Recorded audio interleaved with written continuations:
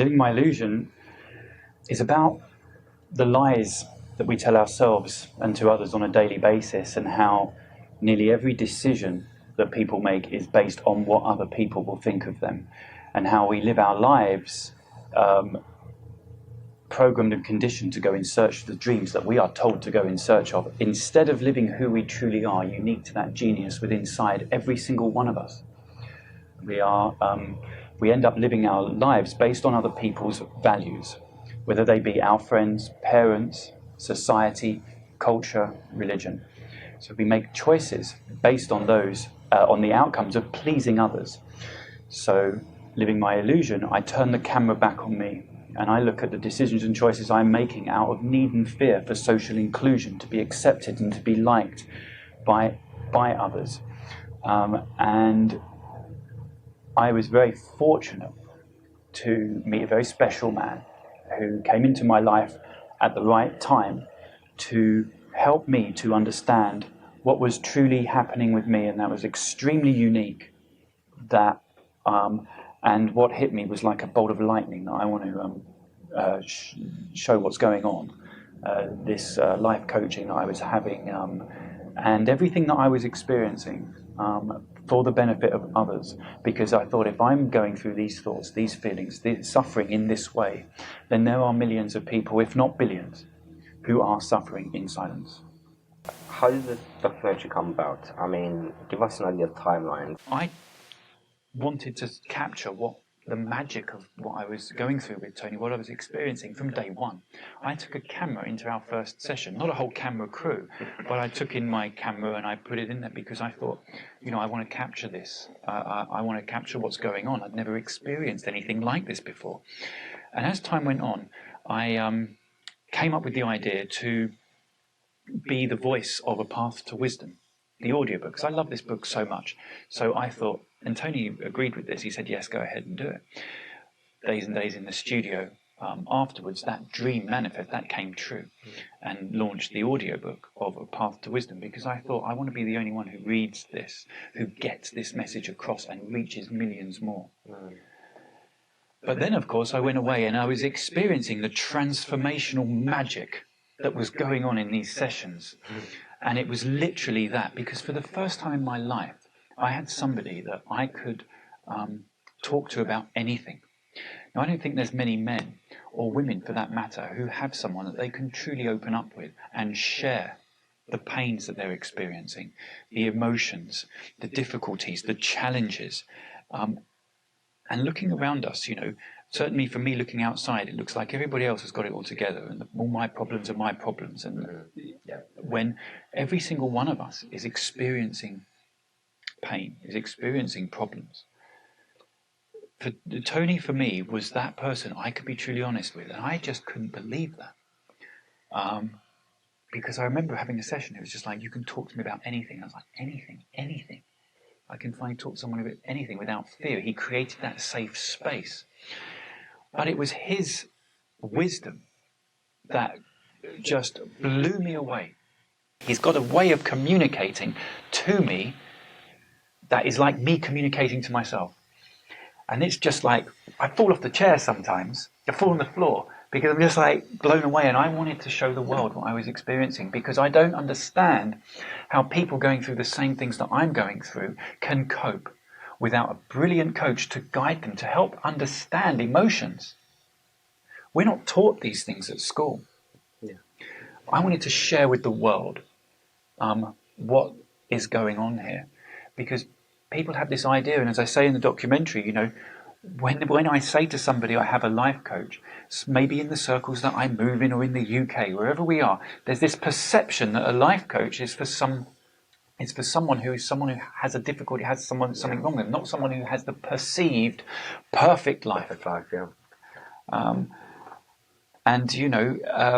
lot of people are too modest to seek help, when deep down they know they are the ones that need it the most, but they think they've got it all together, that they don't need help. And I'm just holding a mirror, because I'm somebody who maybe to the outside world, anyone looking in through my kitchen window thinks, okay, you've ticked all the boxes of society. You know, you've got the house, you've got the car, you've got the freedom, you've got the business, you've got the wife, you've got the daughter, your father lives with you. You know, I've got a comfortable setup.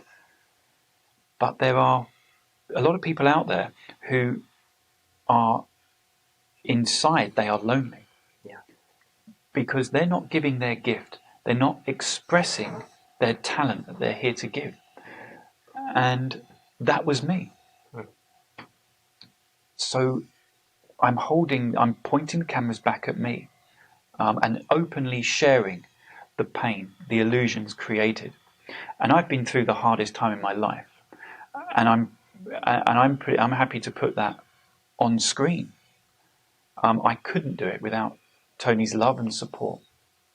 So it's quite a noble thing to do, because it's like you've stumbled upon something that you think is so amazing, so life-changing, that you can finally have someone that you can express all your fears, your doubts, your what you like, what you hate, who you really are, and have this safe space where you're not judged, where you don't have to constantly just have it in your head, is something wrong with me, or is everyone else thinking this way, or is everyone judging me, or all these things that everyone goes through.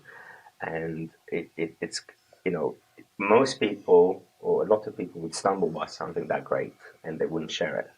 But not only are you sharing it, you thought, I'm actually going to be the guinea pig, just to show I can reach more people by putting myself out there and letting them see that I'm going to let the cameras in. And in many ways you really bear all. I mean, there's a scene where you talk to about your young daughter and how you truly feel about having had a child. It can't be an easy truth for one to admit to themselves, let alone have on camera. So, explain to our viewers, the emotions that were going through you as you were saying those words, and that reality was becoming a reality. Because as you were saying it, you can actually see it in the scene. You can see it on your face. You have a transformation. It's like you hear those words for the first time. So how was that? We sort of, when our ideas about our life are clouded. For me, I talk about me.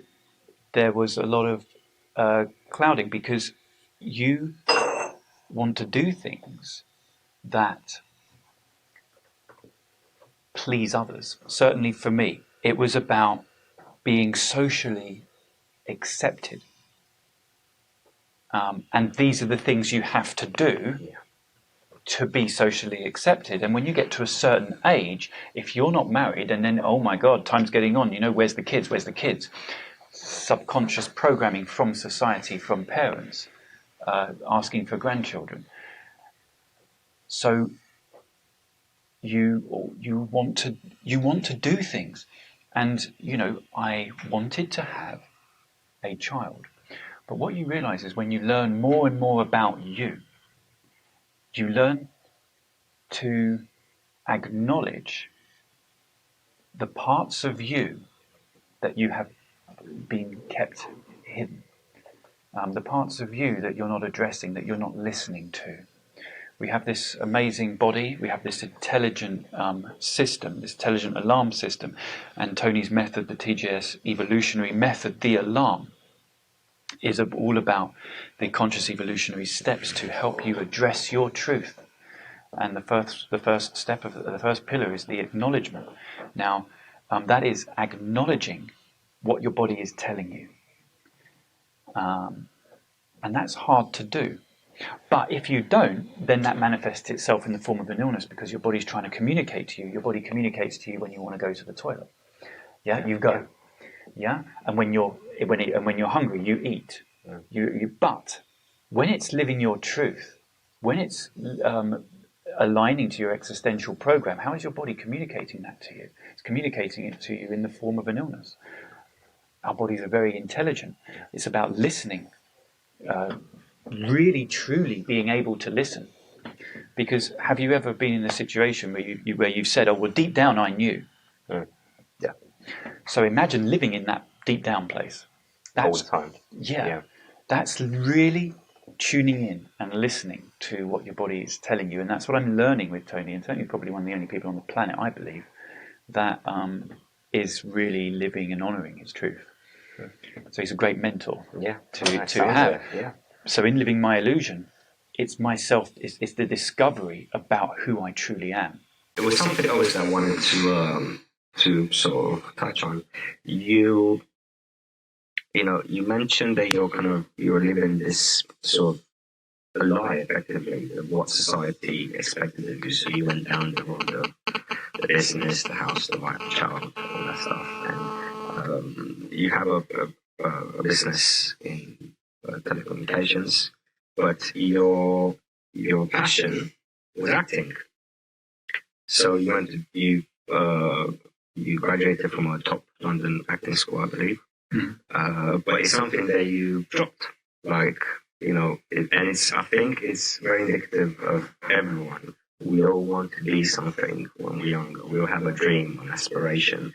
And somewhere along the way, that gets dropped, and real life, as you call it, bills kick in. So I think it's quite an amazing set of circumstances that through going through this experience, that you've actually went back to where you wanted to be, which was in front of the camera. That's a very great observation, because it's true.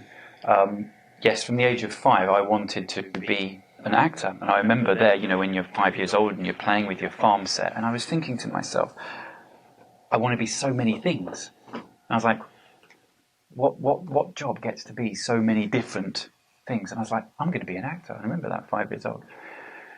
And that's the path I really followed. And then that manifested in going to one of the best drama schools in London, and coming out of drama school, becoming an out-of-work actor.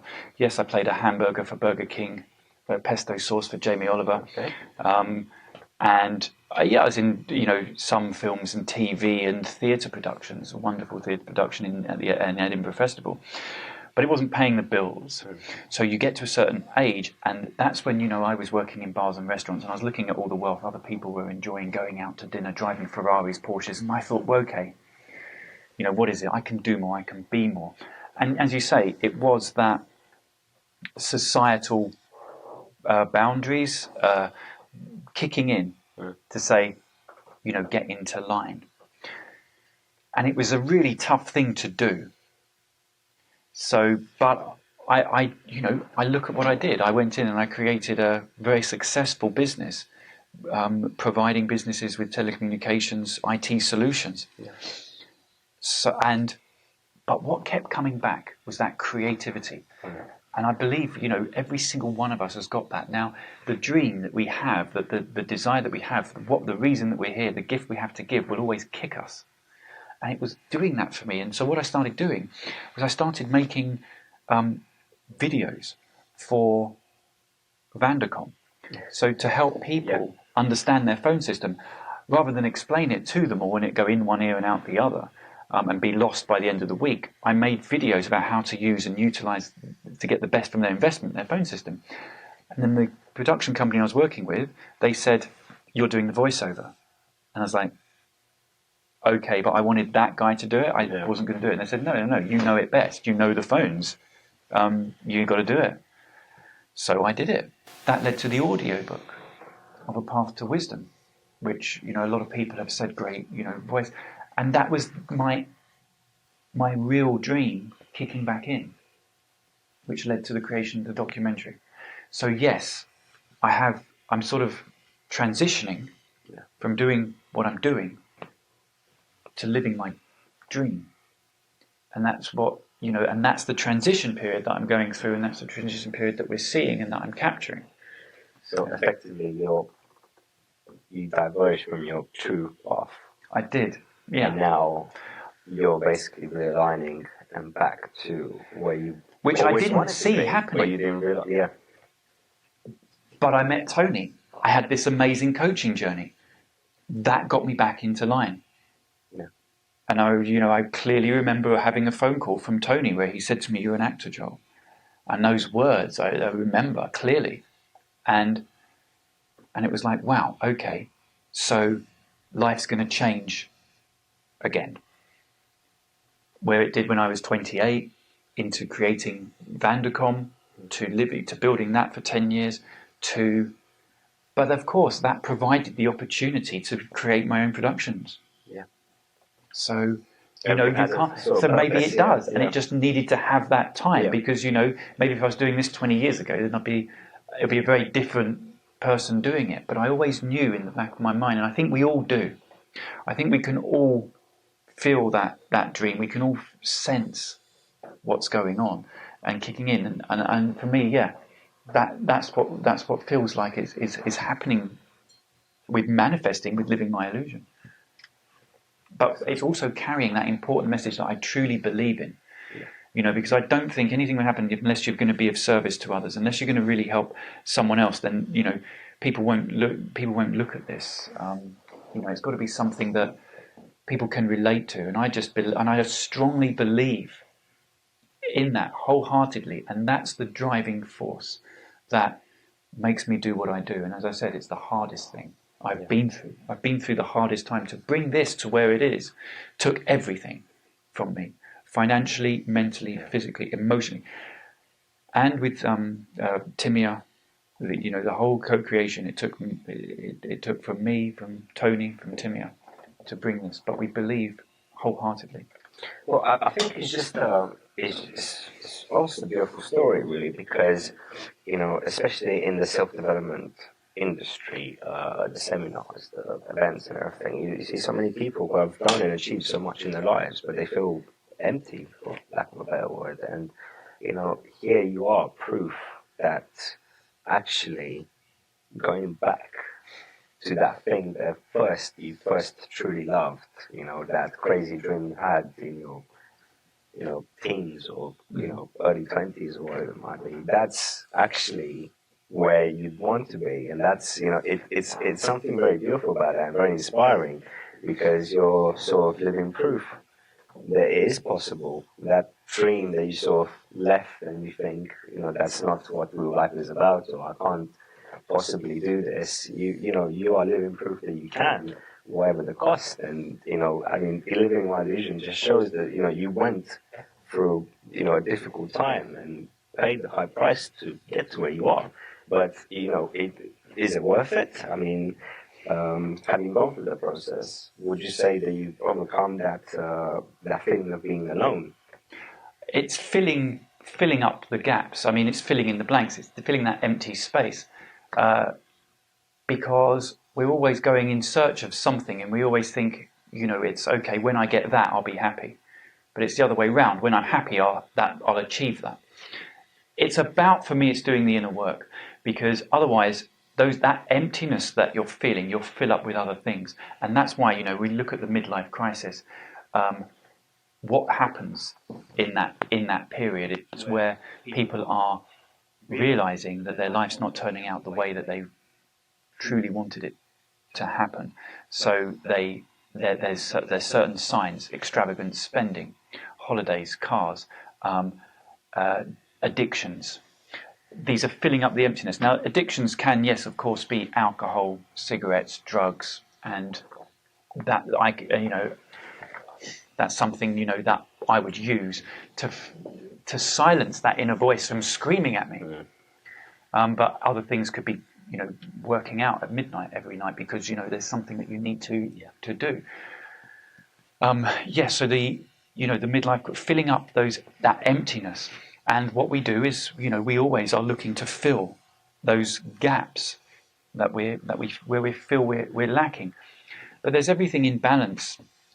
That's one thing, Tony teaches is about, living in balance, in the moment, being in the moment and enjoying the moment, enjoying the process. I was speaking to someone on the car on the way here, and it's like, there is hard times and high times in everything that we do. Pain and pleasure in equal measure, to quote A Path to Wisdom. That is the journey. Things are not in your way, they are on your way. When you can see that, you just keep you can keep going and not have these extreme highs and extreme lows. which, of course, I would fluctuate, and this is something that you learn. But it's all about learning about who you are. The more you learn about who you are, the more you can get on track to fulfilling your potential, to fulfilling your real dreams. You know when you are working in line with who you are, when you love what you do. Now, I would be on a film set, and I would be here sitting with you all day, from 6 till 12, talking about what I'm passionate about, what I love to do. And I will be the first person on the film set and the last person to leave. That, to me, is not work. But to other people, that's a nightmare. Yeah. And most people, how many people do we know who are in jobs they're not interested in? A lot. How many people are in relationships that they don't truly want to be in, but they stay in out of need and fear? A lot. Fear for fear of ridicule, and then they stay for fear disguised as practicality, or for the sake of the children, which is the worst thing for children, because children grow up learning to lie, learning to live lies. And then, of course, how many people do we see drinking every single night to escape? But the problems are there in the morning. My dad didn't drink for 30 years, or I don't know, he just never was interested in drinking. And you remember he said to me, what's the point in drinking in the evening? The problems are still there when you wake up in the morning. You haven't achieved anything. So that's a fair point. Great saying. Okay, back to the documentary. I want to talk about these two scenes. Now, they're not next to each other, if you like, but they really connect, I felt, having watched it. And I just want to get your take on it. So the first one, you're talking about the significance of wearing a wedding ring. You have a bit of a personal breakthrough in that scene. I mean, again, you're saying these words on camera for the first time, I imagine, and you can sort of read it on your face that something clicks within you. And then this is carried over into one of the final scenes towards the end, which is probably the most powerful scene of the whole documentary. And you're undergoing a joint therapy or coaching session with your wife, Tamia. Mm-hmm. And, tell us your emotions. Going, I don't want to give the scene away. People need to watch it because it's quite breathtaking. But, give us your take on going through that experience with the camera there. Everything's filmed raw. Mm. That's what we were capturing. The revelations that are going on inside, which, helped me acknowledge who I am and honor who I am, to reach the point and reach the decisions and the conclusions that I came to, for the benefit of everyone. They're hard truths to admit to oneself, let alone those they love. Mm. But also, at the same time, you can brush things under the carpet. You can lock things away in a room. And you can bury these thoughts, these feelings, these what's going on, and you can bury it inside of you and never speak it and drown it out with all sorts of substances. But it will always be there and it will rot if you don't acknowledge it, and if you don't speak your truth, and if you don't honor who you are.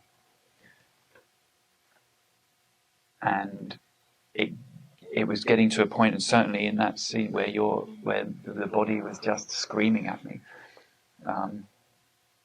to honor who I was. And that's what came out, certainly in the final scene and throughout the film. I mean, I've seen it a few times now, and when that scene starts, you have a bit of an inkling of what's going to happen. Mm-hmm. But I have to say, as the person watching it, as it happens, you're a bit gobsmacked because you're thinking, "Oh my God, this is actually taking place on camera right now," and you kind of think, but you kind of think, no, they won't really. but you do, and it's just so raw. It's, you know, it really, I don't know. It was tough. That was that was to say, you know, it's the hardest thing to do in my life. Yeah. However, you know, it's quite an important thing for others to maybe use as a mirror to self-reflect and help them align a path to their truth. But by using myself in that way, I don't think I'm, you know, not.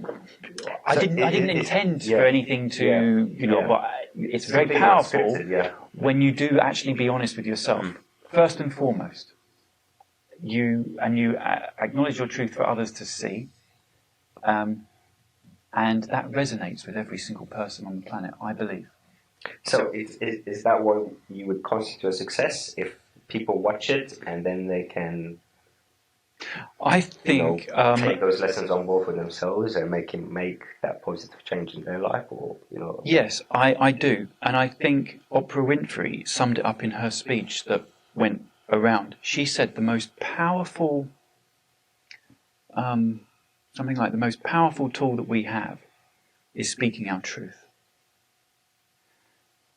And I watched that and I thought, oh wow, that's why that's why Living My Illusion's getting this response. I'm just being honest, really truthful, raw, and that resonates with every single person who is going through this life that this experience that we call life, perhaps, to break down those barriers, those social barriers, the things that people would never admit to themselves about themselves. That's why everyone goes, "Ah, yes, I get that." It's like almost like to compare it to, we laugh at the truth. This is why you get great comedians like Michael McIntyre, Chris Rock, right? If you ever go and watch these comedians, people laugh at what's true. Yeah. And what I'm doing is speaking the truth, but on a different level. I'm not making people laugh, perhaps. Maybe I'm making them cry. The documentary is not out yet. It's not available to the public just yet, but it's going around film festivals and award shows and everything, and you've had quite a bit of success with that already. So tell us how that experience has been, and tell us, you know, where it's been, what you guys have won for it.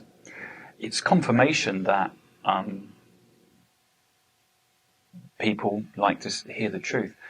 We had a few private screenings and people were coming along to them, and I was a bit like, okay, what are people going to say? You know, there's kind of that worrying about what people think of you, even though the opening line of it, nearly every decision people make is based on what other people think of you, and now I am kind of, you know, it's just like, what's going to happen, and people are going to throw oranges at me or something. But the response was very positive. And certainly from festivals and award ceremonies. I mean, we won Los Angeles Film Award, Hollywood International Documentary Award, and the UK Film Festival. So yeah, it's getting important recognition. And of course, I won the Stardust Inspiration Award, which was just amazing. And so these they're fantastic to have that. And as you say, it's transitioning into doing what I love. And when you do what you love, that happens. Yeah. That happens. That's the response. But as I say, it took everything. So that's the kind of recognition that it is getting. Yes, but and of course now my daughter is saying, award-winning daddy. 4 times award-winning daddy, Sophie, isn't it? It's 4 times award-winning daddy. But I mean, that's amazing. I mean, the feedback that we're getting is truly amazing, and it inspires more. So we're looking, you know, episodes 2 and 3, season 1 is in creation. thank you for joining us. Yeah, thank you. It's amazing. Once it's out, I recommend everyone goes and sees it. It's a really, it's a very deep and insightful look into someone's personal feelings and it resonates with everyone. It resonated with me because it's something that we all do. We lie to ourselves and others, not maliciously, but just because these are the sort of the rules we feel are set upon us by society, by the way things are, I suppose. So it was a really sort of liberating experience just watching it. So I can only imagine what it must have been like for you going through it. So thank you very much. Thank you. Thanks so much.